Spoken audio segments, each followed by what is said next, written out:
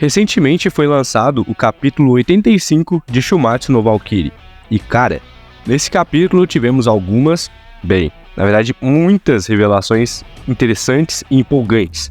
Tivemos revelações sobre o Loki, Odin e sobre a Brunilda. E ainda tivemos confirmações de certas especulações que os fãs do mangá tinham criado há muito tempo. E é exatamente disso tudo que a gente vai falar aqui hoje. Então não vamos ficar de enrolação e bora lá pro vídeo.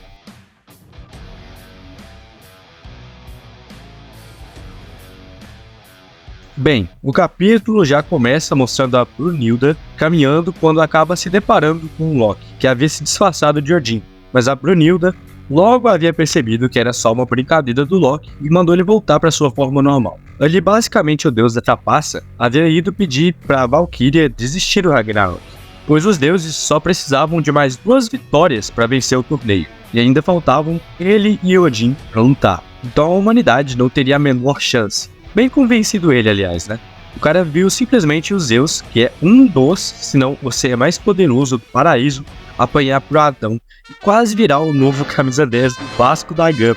E aliás, o Adão só perdeu pro roteiro, né? Sempre é bom lembrar isso. Se não fosse aquela gota de sangue dos Zeus cair no olho dele, era caixão e vela preta pro líder do Olimpo. Mas enfim, fazer o que, né?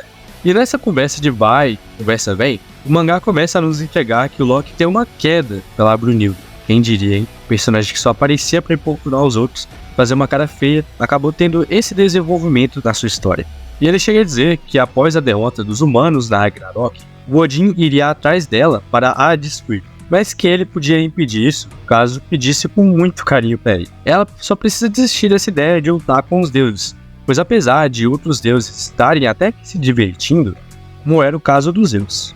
O Odin tinha outros objetivos, não deixaria essa atitude da Brunilda passar em vão, mas a mesma acaba negando friamente essa ajuda do Loki e continua seu caminho, até que o mesmo cita o nome de Sigurd, dizendo que espera que tudo ocorra bem nesse resgate dela a ele. Isso faz com que ela fique com um olhar espantoso e até mesmo assustador, que confirma a teoria de Loki e de muitos fãs de que o Ragnarok era uma desculpa para ela poder resgatar o Sigurd do Tártaro. Mas aí a Brunilda diz para o Loki não se meter nos assuntos dos outros, se preocupar mais consigo próprio. Loki, fica esperto aí, porque ela deve estar guardando um humano bem forte pra te descer o couro, hein? Depois dela ir embora, o mangá corta pra uma cena do Loki no seu quarto, penteando o cabelo da Brunilda e cuidando dela. Mas o que pega a gente de surpresa é que na verdade, esse era só o manequim em tamanho real dela, que inclusive estava com uma roupa muito parecida com um vestido de noivo. Então o Loki acaba revelando o que sempre amou. Gado demais, já não bastava o Buda de olho nela, agora tem o Loki também. Mas por falar em Buda, após isso o mangá corta para uma cena mostrando Odin, dessa vez o verdadeiro, se encontrando em um dos corredores de Valhalla com o próprio Buda. Estava vestindo uma roupa de detetive, muito parecida com a do Sherlock Holmes. Estilo demais desse cara, não tem jeito, é brabo demais. E o mesmo começa a confrontar o Odin com perguntas, que aliás, como sempre, sendo muito abusado. Ele fica chamando ele de Tintin. E é nisso que ele pergunta pra ele sobre quem é esse tal de Sigurd. Só foi descobrir que a Brunilda tinha um namorado que já foi atrás de saber tudo sobre o cara. Parece uns amigos meus. Mas é claro que ele havia descoberto com a ajuda do Sakata, que ele estava preso no Tártaro por ordem do Din-Din. Cabelo demais esse apelido, cara. E aí os corvos de Odin revelam que ele estava preso lá por ser um pecador. Então o Buda revela que sabia que o Sigurd havia roubado certa vez a espada de Odin e até matado seu dragão, mas isso o incomodava, pois nenhum desses era um pecado tão grave quanto matar um deus-chefe e estar no paraíso. Nessa lógica aí tu tinha que estar preso também, né, meu filho? Eu vou lutar pela humanidade!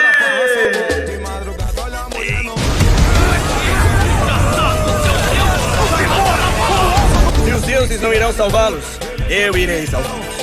E se algum deus me atrapalhar, ele irá morrer. Mas Buda continua falando e diz que geralmente os inimigos de Odin não são punidos com aprisionamento, mas sim com um contato vitalício com o Vascão.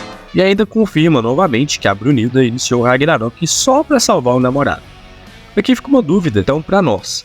Será que Ragnarok todo é voltado totalmente para tentar matar o Odin? Ou existe alguma outra maneira de salvar o Sigurd, na qual Ragnarok colaboraria? Bem, isso só nós vamos descobrir mais pra frente. Até lá, só nos resta teorizar. Mas caso seja a primeira alternativa, faz sentido que talvez a Brunilda esteja guardando Nostradamus para enfrentar o próprio Odin, já que para ela ele é o mais poderoso dos 13 humanos que estão ali. Não é à toa que é considerado por ela como o Coringa da humanidade. Mas enfim, voltando ao capítulo, Buda ainda questiona se Sigurd seria também alguém importante para o Odin, e após todos esses questionamentos, Odin acaba revelando sua arma divina, chamada de Gungnir. Não sei falar de certinho, mas acho que é Gungnir. E diz que esmagará qualquer um que se meter em seus assuntos. E quando o mesmo estava prestes a realizar uma investida contra o Buda, chega o Beelzebub e bloqueia o ataque do Odin, deixando todos ali espantados. Parecia que até os corvos do Odin ficaram assustados com o Beelzebub, deixando claro que ainda estou pé da vida pela morte do Tesla, mas fazer o quê? E é aqui que o Beelzebub nos entrega mais uma grande revelação nesse capítulo. Eu disse pra vocês que esse capítulo estava cheio de revelações. O Numera estava inspirado quando escreveu esse aqui. E ele questiona o Odin se o mesmo pretendia ressuscitar uma deusa primordial chamada Arche, que seria algo como Gênesis do universo. Agora, perando para teorizar, o Buda disse que para matar um deus, chefe, seria algo punível, como aprisionamento do Tártaro. Questionou Odin se Sigurd era importante para ele. Será que o Sigurd tem algo a ver com a morte dessa deusa? E talvez o Odin precise dele para ressuscitar ela? Enfim, somente teorias. Nisso, Odin não responde ao questionamento do Beelzebub. Ele te mostra uma feição com um sorriso bem maligno por sinal. E o mangá corta novamente para outra cena, que dessa vez é o local da próxima luta. Tudo que nos foi mostrado foi a arena, que é uma réplica exata de Quito, no final do período Edo, dando uma vantagem clara de terreno para o Okita. Novidade, né? Como se o Okita realmente precisasse de mais favorecimento do Alcun.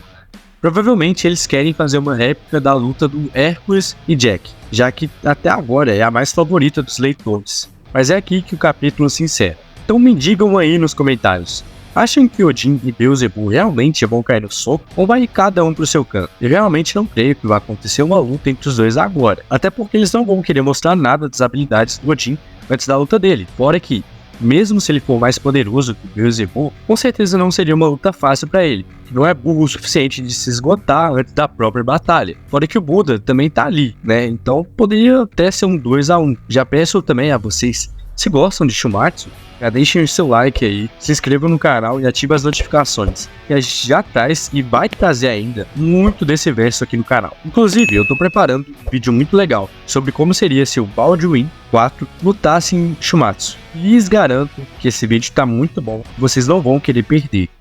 Quando eu tinha 16 anos, eu obtive uma grande vitória. Senti naquele momento que chegaria aos 100 anos. Agora sei que não chegarei aos 30. Já aproveito também para lhes desejar um feliz ano novo, que Deus abençoe todos vocês e as suas famílias. Também um feliz Natal atrasado. Mas é isso aí. Valeu, fui!